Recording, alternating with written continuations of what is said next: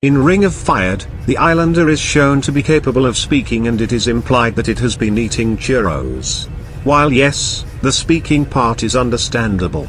How would a ghost sword eat food? I have several theories in mind on how the Eyelander would eat. So without further ado, let's get to it. Theory number 1. Like a mosquito. The first thought I had was, what if it sucks the food in through the tip like a mosquito sucking blood? Well, that seems about right. Until I looked up what churros meant, because I'm a bilingual idiot. Turns out churros are fried dough. So the Eyelander eating via sucking would be unlikely. If that were the case, the sword would very much prefer liquid type consumables like water, soda, milk, and smoothie. Such things would be very much preferable to fried dough bars.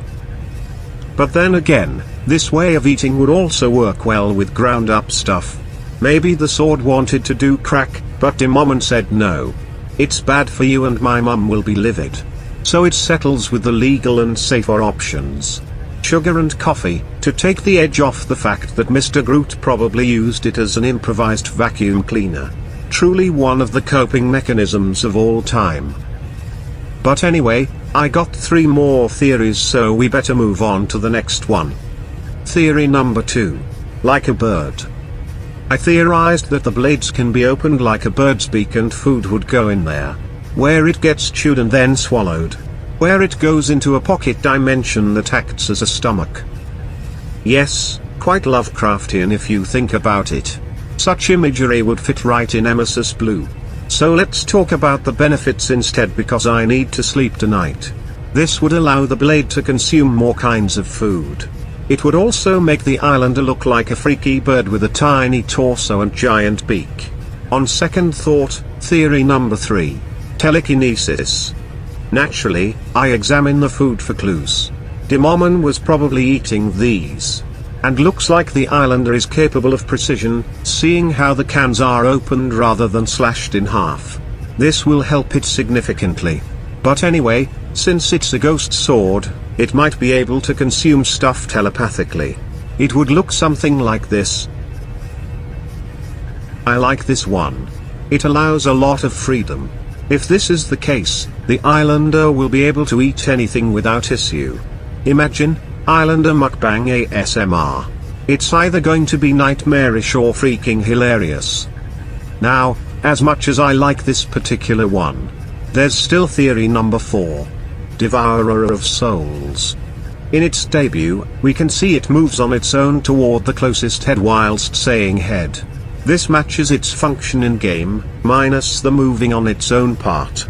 And that's where it hit me, it consumes souls. Unlike the other theories, this one has proper evidence backing it. But of course, this being the case would mean that food has souls. Now that is unexpectedly horrific, but this too has a backer, meet Ivan the Inedible, everyone. But anyway, food having souls is also a thing in the comics. In A Cold Day in Hell, Soldier is visited by 2 important historical American figures and a giant hot dog.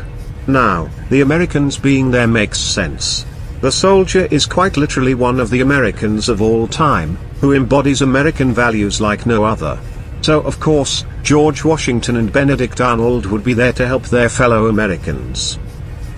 And as for the hot dog ghost, poor thing got stuck in limbo because it was not eaten in life, Ivan can confirm. And if anyone asks, it's possible that Heavy sent hot dogs to his family at home. Though, even if they deemed it unhealthy, it's unlikely that they would leave such gifts to go to waste. The big hot dog looks cooked too. Unless. Oh my. That's enough TF2 lore for a month. Those should be all 4 theories I have on how the Eyelander eats. Which one do you think is the correct one? I think the 3rd and 4th one seems promising. But anyway, if you have a TF2 lore question, put it in the comments and I'll see what I can do.